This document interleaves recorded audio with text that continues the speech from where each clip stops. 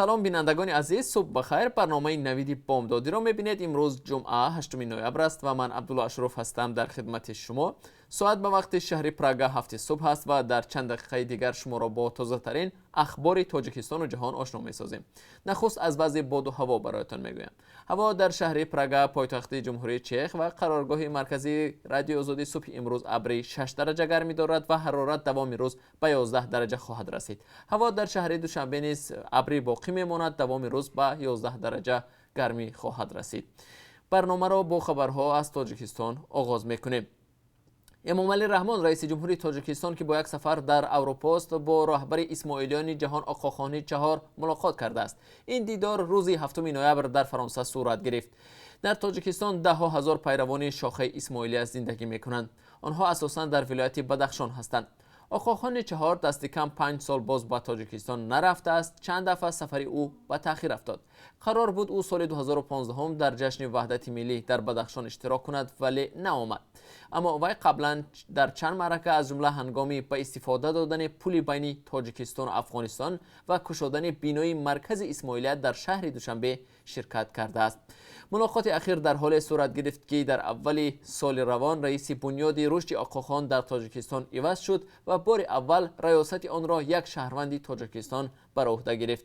خدمات مطبوعاتی پرزیدنت در خبرنامه گفت مسائل همکاری تاجیکستان با تشکیلات آقاخان عاید به رشد یکی از موضوعهای صحبت بود. شاهزاده آقاخان طرح‌های زیادی را توسط بنیاد همنام خود در تاجیکستان و آسیای مرکزی پیاده می‌کند که اکثراً طرح‌های بشردوستانه هستند.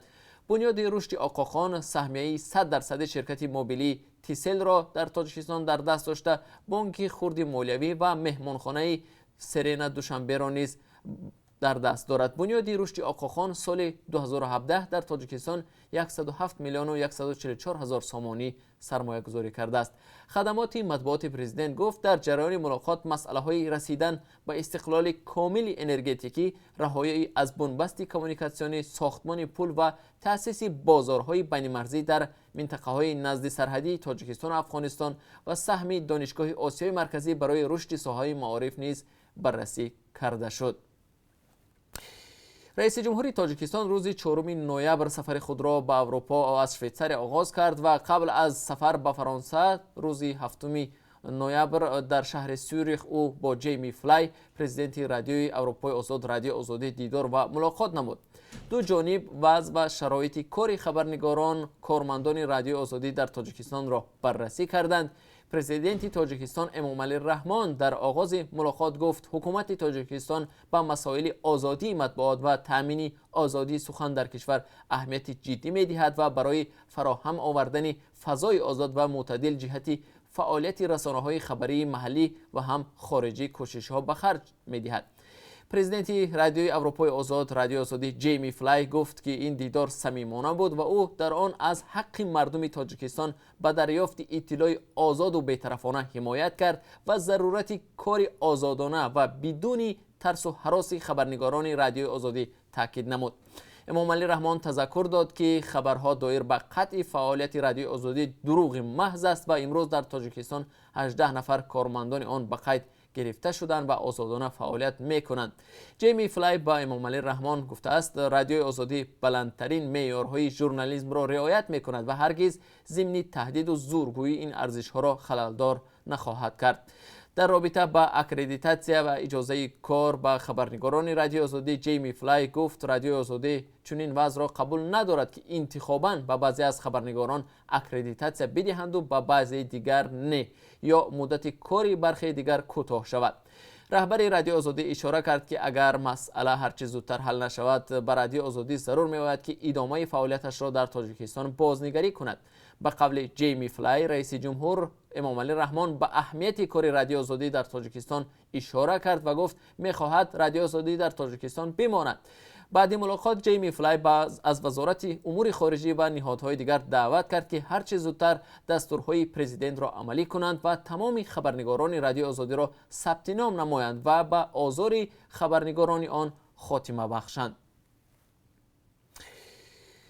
مقامات وزارت دفاع افغانستان خبری از قلمرو آن کشور به تاجیکستان گذاشتن جنگجویان گروه تندرو دولت اسلامی و حمله آنها به یک دیدبانگاه مرزی را رد کردند. جانب تاجیکستان روز 6 نوامبر در اظهارات رسمی گفت 20 جنگجوی داعش شب 3 نوامبر از ناحیه قلعه زال افغانستان به ناحیه قبادیان ولایت ختلان گذشته، سپس به دیدبانگاه مرزی سلطان آباد در حدود ناحیه رودکی حمله کردند.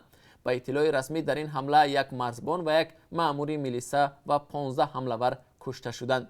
5 جنگجوی دیگر را دستگیر کردند. منابع رادیو آزادی روز 7 نوامبر گفتند که تلفات نظامیان تاجیک در این حادثه بیشتر از 5 نفر بوده است. مسئولان وزارت دفاع افغانستان میگویند حمله در خاک تاجیکستان انجام شده است و دهشت افکنان نیز در بیرون از خاک افغانستان به سر میبردند. حالا واکنشی جانب تاجیکستان به پاسخ کابل معلوم نیست.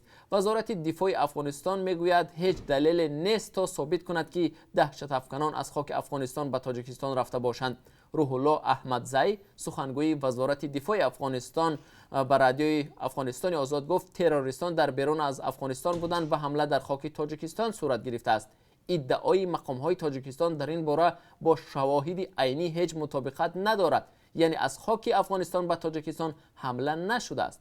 با آنکه مقامات وزارت دفاع افغانستان حضور داعش را در شمال افغانستان رد نمی‌کنند، میگویند در حال حاضر این گروه در افغانستان با شکست روبرو شده است. مسئولان این وزارت گفتند گروه‌های دهشت افکنان در افغانستان پناهگاه ندارند و پناهگاه‌های این گروه‌ها در بیرون از خاک افغانستان است. مرکزی مطبوعات نیروهای مرزبانی تاجیکستان روز 6 نوامبر در خبرنامه گفته بود بعد از پرسش بازداشت شده ها معلوم گشت آنها شب 3 نوامبر از قلمرو ولسوالی یا ناحیه قلعه زال افغانستان با دستور گروه دولت اسلامی وارد حدود ناحیه قبادیان شدند. آنها دیدبانگاه سرحدی اشقاباد را برای خود جای مناسب پذیرفته به زد و خورد مسلحانه دست دادن گفته شده است در اظهارات نیروهای مرزبانی تاجیکستان. در پی این حمله 4 مرزبان تاجیک و یک مأمور میلیسا کشته شدند. 15 نفر از حمله‌وران نیز به گفته مقامات محو کرده شدند. بینندگان عزیز، اگر شما خبر، عکس و یا نواری نادری دارید که می‌خواهید از آن دیگران هم آگاه شوند، پس آن را توسط پیام رسان‌های وایبر، ایمو و یا واتساپ به ما بفرستید. رقم تلفن ما +420 724 05 3959 است.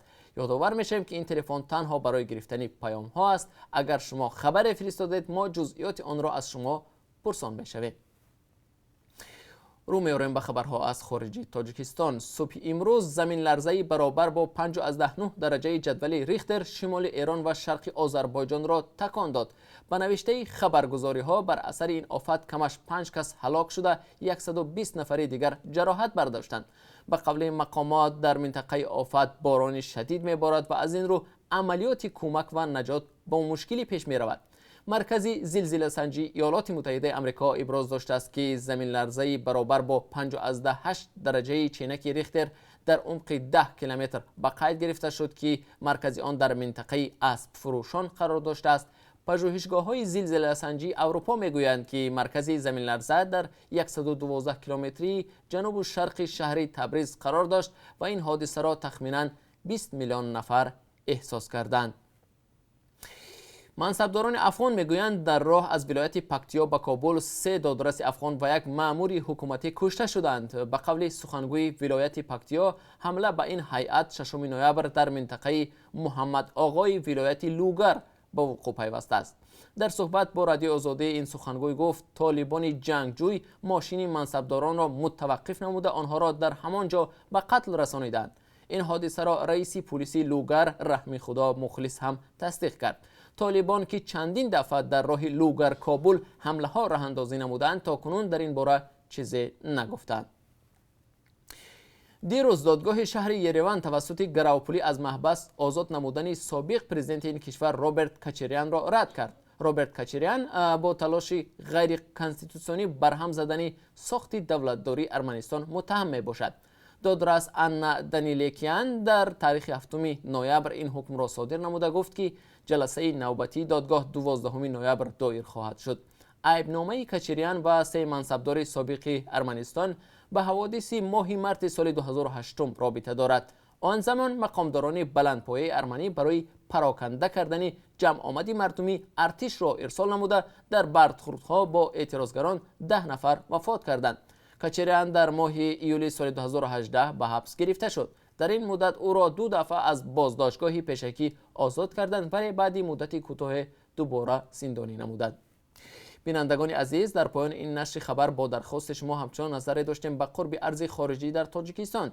طبق قرب اسعاری که بانک ملی تاجیکستان امروز تعیین کرده است، 1 دلار آمریکایی 9 سومانی و 69 درم، 1 یورو واحد پول اتحاد اروپا 10 سومانی و 74 درم و 1000 روبل روسی 151 سومانی ارزش دارد. اینجا رسیدیم به پایان این نشر نوید بامدادی. برنامه‌های نو و جالب ما دوام روز تقدیم شما می‌شوند. ما را همراهی کنید.